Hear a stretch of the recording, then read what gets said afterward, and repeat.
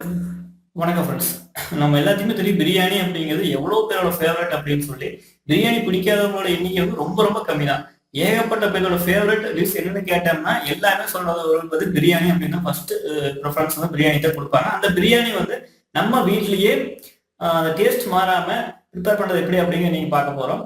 இது அவ்வளோ பெரிய விஷயம்லாம் ஒன்றும் கிடையாது. பிரியாணி ப்ரிப்பேர் பண்றது அப்படிங்கிறது நமக்கு தேவையான ஐட்டங்கள் மட்டும் நம்ம கரெக்டா வந்து பண்ணி எடுத்து கரெக்டா வச்சுட்டு அதை வந்து நம்ம கரெக்டான முறையில் சேர்த்து பண்ணாலே போதும். ஒரு 30 மினிட்ஸ் 20 மினிட்ஸ்க்குள்ள நம்ம ஒரு சுவையான பிரியாணி வந்து நம்ம ரெடி பண்ணிடலாம். அது வந்து இப்போ எப்படி வந்து தேவையான ஐட்டங்கள் என்ன என்ன அப்படிங்கிறது வந்து ஃபர்ஸ்ட் பார்த்துக்குவோம். இது பார்த்தீங்கன்னா ஆயில், நெய், பிரியாணி மசாலா. பிரியாணி மசாலா வந்து பார்த்தீங்கன்னா நான் 50 கிராம் வாங்கிக்கிறேன். இது வந்து ஒரு கிலோ சிக்கனுக்கு வந்து 1 கிலோ சிக்கன் 1 கிலோ அரிசிக்கு வந்து 50 கிலோ கரெக்டாக இருக்கும். இப்போ நான் வந்து யூஸ் பண்ண போது 1/2 கிலோ அரிசி 1/2 கிலோ சிக்கன் தான் யூஸ் பண்ண போகிறேன். அதனால் இதில் பாதி போட்டால் போதும். வந்து பிரியாணி இலை இலை அந்த பட்டை, அந்த அன்னாச்சி பூ, மொக்கு இதெல்லாம் வந்து பார்த்தீங்கன்னா ஒரு பாக்கெட்லேயே விற்கிறாங்க. அது 10 ரூபா பாக்கெட் வாங்கினீங்கன்னா ஒரு 1/2 கிலோவுக்கு வந்து நீங்கள் ஆஃப் போடலாம். 10 ரூபா பாக்கெட் வாங்கினா 1 கிலோ கரெக்டாக இருக்கும். அதே மாதிரி ஒரு பச்சை மிளகா, 2 வெங்காயம், தயிர் கொஞ்சம், சால்ட்டு, அதுக்கு வந்து பார்த்தீங்கன்னா புதினா இலை சும்மா ஒரு 1/2 கைப்பிடி இலை வந்தால் போதும். கருவேப்பிலை தழை, கொத்தமல்லி தழை, இதுவும் ஒரு 1/2 கைப்பிடி அளவு வந்தால் போதும். அதே மாதிரி 2 பெரிய தக்காளி, இஞ்சி பூண்டு பேஸ்ட்டு, அதே மாதிரி வந்து பார்த்தீங்கன்னா ஏலக்காய் ஒரு 3 ஏலக்காய் இருந்தால் போதும். இந்த இஞ்சி பூண்டு பேஸ்ட் வந்து பார்த்தீங்கன்னா இஞ்சி பூண்டு கொஞ்சம் இவ்வளோ அளவு வந்து பார்த்தீங்கன்னா நீங்கள் மிக்சியில் போட்டு அரைச்சி 2 ஒன்றா மிக்சியில் போட்டு அரைச்சி வைக்கணும் வச்சுக்கலாம். இல்லை இஞ்சி பூண்டு பேஸ்ட் உங்களுக்கு ஏற்கனவே ரெடிமேடு மிக்ஸ் வந்து விற்கிது, அதுவும் 2 பாக்கெட் போட்டிங்கன்னா கரெக்டாக இருக்கும். ரெடிமேட் மிக்ஸோட வந்து பார்த்தீங்கன்னா இஞ்சி பூண்டு பேஸ்ட் நீங்களே ப்ரிப்பேர் பண்ணுறது தான் வந்து இன்னும் டேஸ்ட் வந்து அதிகமாக கொடுக்கும். அதுக்கப்புறம் நம்ம சிக்கன் பிரியாணி மெயின் ஐட்டம் வந்து சிக்கன் 1/2 கிலோ, அதே மாதிரி ரைஸ் 1/2 கிலோ போட்டு எடுத்து வச்சுக்கிறேன். இனி வந்து இதெல்லாம் யூஸ் பண்ணி பிரியாணி வந்து எப்படி நம்ம டேஸ்ட்டாக பண்ணுறது அப்படிங்கிறத நீ பார்க்கலாம். அது வந்து பார்த்தீங்கன்னா ஃபர்ஸ்ட் தேவையான அளவு ஆயில் ஊற்றிக்கிறோம். ஒரு 3 ஸ்பூன் ஆயில் ஊற்றிக்கிறோம்.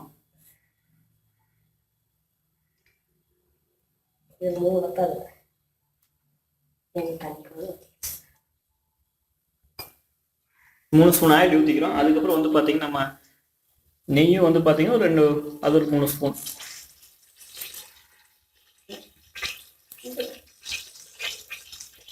இப்போ நெய் இதெல்லாம் வந்து நெய் சூடானதுக்கப்புறம் அந்த பிரியாணி இலை, ஏலக்காய் இதெல்லாம் எடுத்து வச்சுருந்தீங்கன்னா அதை போட்டுறோம். இந்த பிரியாணி இலை இதெல்லாம் வந்து பார்த்தீங்கன்னா நல்லா வேக ஆரம்பிச்சதுக்கப்புறம்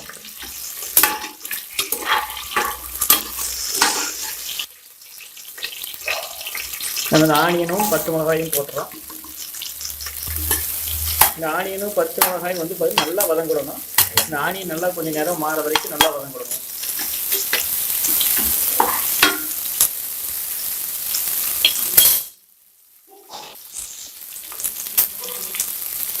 கூட கொஞ்சம் கறிவேப்பிலை தலையும் போட்டு நல்லா கிளறி விடணும்.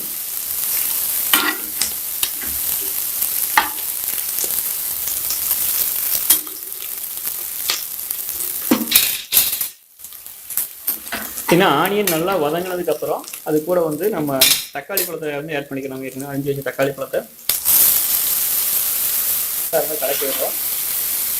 தக்காளி பழமும் நல்லா ஒரு வதங்க வரைக்கும் வந்து நம்ம வந்து வேக விடணும். அப்போ தான் அதில் இருக்கிற ஜூஸ் வந்து பார்த்தீங்கன்னா உள்ள நல்லா இறங்கி இது கூட ஆனியன் இது கூட எல்லாம் வந்து மிக்ஸ் ஆகும்.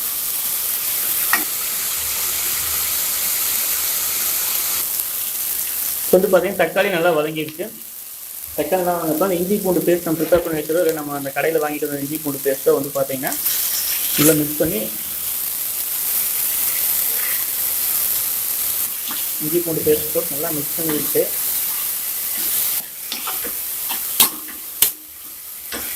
இஞ்சி பூண்டு பேஸ்ட் போட்டு ஒரு 10 செகண்ட்ஸ் கழிச்சு நம்ம இந்த கொத்தமல்லி தழை, அதுக்கப்புறம் வந்து பார்த்தீங்கன்னா இந்த புதினா, இந்த கொத்தமல்லி புதினா இது 2மே போட்டு நல்லா கலரி விடுறோம். அதே மாதிரி இஞ்சி பூண்டு பேஸ்டோட வாசம் போக வரைக்கும் நம்ம வந்து கிளறுறோம். இப்போது நம்ம போடுறது எல்லாமே நல்லா வதங்கி நல்லா வந்துருச்சு. புதினாவும் நல்லா வதங்கிடுச்சு, கொத்தமல்லி நல்லா வதங்கிடுச்சு. அதுக்கப்புறம் வந்து பார்த்தீங்கன்னா நம்ம 1 டம்ளர் தண்ணி வந்து யூஸ் பண்ணிக்கலாம். நான் யூஸ் பண்ண போது வந்து பார்த்தீங்கன்னா பாஸ்மதி ரைஸ் யூஸ் பண்ண போகிறோம். பாஸ்மதி ரைஸ் யூஸ் பண்ணோம்னா 1 டம்ளர் அரிசிக்கு 1 டம்ளர் தண்ணி. அதே வந்து பார்த்தீங்கன்னா நீங்கள் நார்மல் எப்பவும் சாப்பாடு பண்ணுற ரைஸ், நார்மல் ரைஸ் யூஸ் பண்ணீங்கன்னா 1 டம்ளர் ரைஸ்க்கு 2 டம்ளர் தண்ணி யூஸ் பண்ணிக்கலாம்.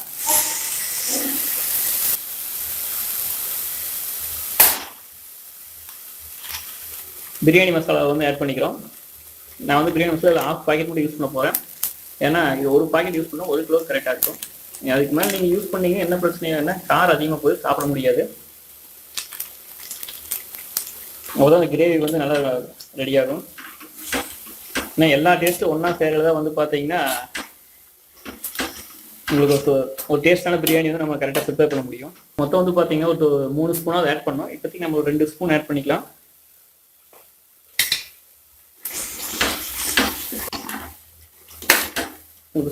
சால்ட்டும் கொஞ்சம் போதுமான அளவு இருக்குன்னு பார்த்துக்குங்க. இப்போ கொஞ்சம் எக்ஸ்ட்ரா இருந்தாலும் பிரச்சனை இல்லை. ஏன்னா நம்ம கறி அரிசியெல்லாம் போடும்போது வந்து பார்த்தீங்கன்னா அது எக்ஸ்ட்ரா இருந்தாலும் அது வந்து ஈக்குவல் ஆகிக்கும். கம்மியானது தான் பிரச்சனை. இப்போ நம்ம இது வரைக்கும் ஆட் பண்ண எல்லாமே வந்து பார்த்தீங்கன்னா நல்லா வெந்துடுச்சு. அதனால் இப்போ நம்ம வந்து இதில் கறி ஆட் பண்ணிக்கலாம். நீங்கள் கறிக்கடையில் வாங்கும்போதே அவங்ககிட்ட கடைக்காரர்கிட்ட சொல்லி கொஞ்சம் பெரிய பெரிய பீஸாக போட சொல்லுங்க. இந்த மசாலா ஃபுல்லாக வந்து பார்த்தீங்கன்னா இந்த கறியில் வந்து நல்லா அப்ளை ஆகணும். அந்த அளவுக்கு வந்து நல்லா கிளறி விட்டுட்டு அதுக்கப்புறம் கொஞ்சம் தயிர் ஆட் பண்ணணும். இது வந்து பார்த்தீங்கன்னா ஒரு 1/2 டம்ளர் தயிர் கொஞ்சம் கம்மியாக இருந்தாலே போதும்.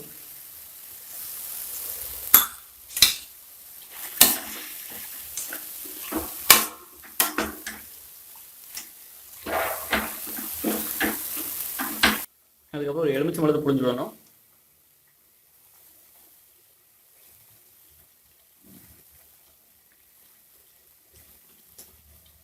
ஃபஸ்ட் ஒரு 1/2 எலுமிச்சை பழத்தை புழிஞ்சு விட்டுட்டு நல்லா கிளறி விட்டு அப்புறம் இன்னொரு 1/2 எலுமிச்சை பழத்தை புழிஞ்சிங்கன்னா எல்லா கறியோட எல்லா பீஸ்லையுமே வந்து பார்த்தீங்கன்னா அது ஈவனாக ஸ்ப்ரெட் ஆகிக்கும். இப்போ வந்து பார்த்தீங்கன்னா நீங்கள் உப்பு காரம் எல்லாம் கரெக்டாக இருக்கான்னு பார்த்துக்கங்க. உப்பு காரம் பத்தலைன்னா கொஞ்சம் ஆட் பண்ணிக்க, மசாலா கொஞ்சம் ஆட் பண்ணிக்க. ரெடி.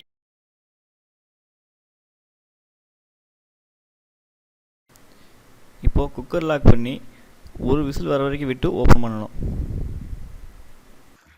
இப்போ வந்து பார்த்தீங்கன்னா ஒரு விசில் வந்துருச்சு. ஒரு விசில் வந்ததுக்கப்புறம் நான் கொஞ்ச நேரம் கழிச்சு ஏர்லாம் லீக் பண்ணிவிட்டு குக்கரை வந்து கழட்டிட்டேன். இப்போ வந்து நம்ம ஏற்கனவே கழிஞ்சு வச்சுருக்க இந்த ரைஸை வந்து ஆட் பண்ணிக்கலாம்.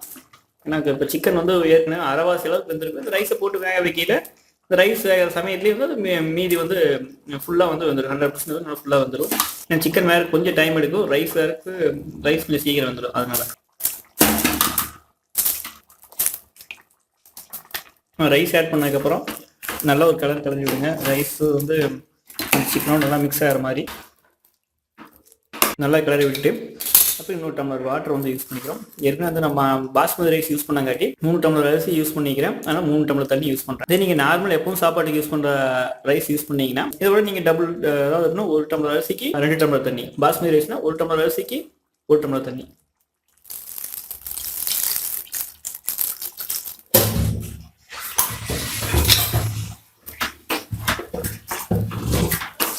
எல்லாம் மிக்ஸ் பண்ணிவிட்டு கடைசியில் நீங்கள் உப்பு காரம் எல்லாம் கரெக்டாக இருக்கான்னு பார்த்துக்கிங்கன்னா உப்பு பத்தலைன்னு நீங்கள் ஆட் பண்ணிக்கங்க.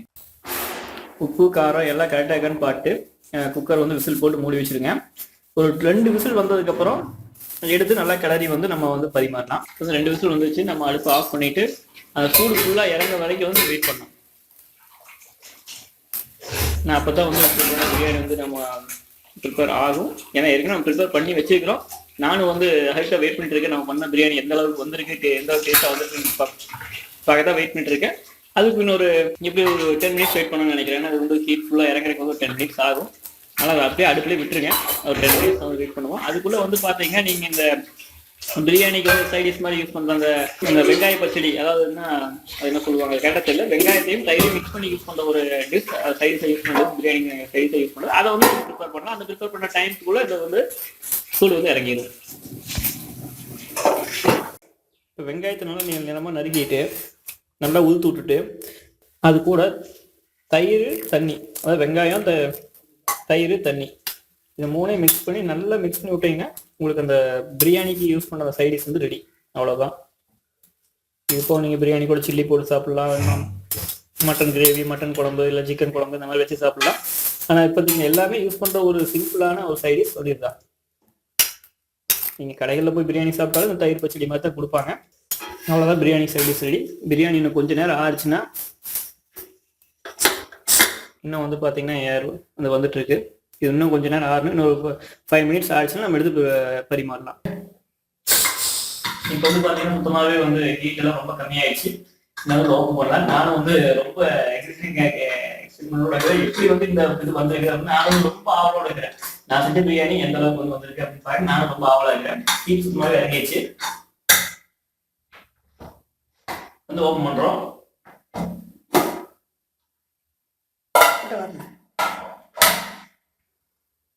வாவ், பிரியாணி வந்து பார்த்தீங்கன்னா சூப்பராக வந்துருக்கு. இது கூட வந்து நம்ம கொத்தமல்லி தழை கொஞ்சம் முதல்ல கொஞ்சம் எடுத்து வச்சுக்கணும். கொத்தமல்லி தழை லைட்டாக கொத்தமல்லி தழை மேலே தூவி விட்டு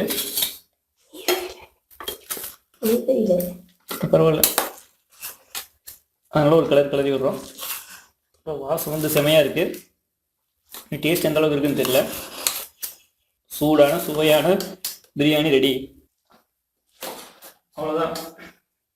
எதுவுமே வந்து பார்த்தீங்கன்னா நம்ம அந்த அதுக்கு மெத்தட் படி அதுக்கு ஒரு பிரியாணி அப்படின்னா என்னென்னலாம் ஆட் பண்ணோம் அதெல்லாம் ஒரு ப்ராடக்ட் கூட மிஸ் பண்ணாமல் ஆட் பண்ணோம். பெர்ஃபெக்டான ஒரு சூப்பரான டேஸ்டோட ஒரு பிரியாணி வந்து நம்ம ஈஸியாக ப்ரிப்பேர் பண்ணலாம். பிரியாணி ப்ரிப்பேர் பண்ணுறது அப்படிங்கிறது ஒரு பெரிய விஷயம் ஒன்றும் கிடையாதுங்க. நம்ம வந்து கரெக்டாக பண்ணணும், அவ்வளோதான். நம்ம ஆட் பண்ண போகிற இன்க்ரீடியன்ஸ் வந்து நம்ம கரெக்டாக ஆட் பண்ணணும். என்னென்ன தேவை எதையும் ஒன்று விடாமல் ஆட் பண்ணணும். நம்ம ஏதோ ஒன்று விட்டு ஆட் பண்ணல வந்து பார்த்தீங்கன்னா வீட்டில் ப்ரிப்பேர் பண்ணுற பிரியாணி அப்படிங்கிற தக்காளி சோறு மாதிரி இருந்தது. ஓகே, இனி நம்ம ப்ரிப்பேர் பண்ண பிரியாணி நம்மளே டேஸ்ட் பண்ண வேண்டியதான். பிரியாணி ரெடி. பிரியாணி சைடிஷ் இந்த ஆனியன் ப்ளஸ் தயிர் யூஸ் பண்ண ஒரு டிஷ் ரெடி. இதோட பேர் எனக்கு தெரியல. ஓகே, நீங்களும் வந்து வீட்டில் ப்ரிப்பேர் பண்ணி பாருங்கள். ப்ரிப்பேர் பண்ணி பார்த்துட்டு இதில் கமெண்ட்ஸ் சொல்லுங்கள் எந்த அளவுக்கு வந்து நீங்கள் பிரியாணி வந்து எனக்கு டேஸ்ட்டாக வந்திருக்கு அப்படின்னு சொல்லி. அதே உங்களுக்கு தெரிஞ்ச வேறு ஏதாவது மெத்தட்ஸ் ஆஃப் மேக்கிங் பிரியாணி இருந்ததுனாலும் நீங்கள் வந்து ஷேர் பண்ணிக்கோங்க.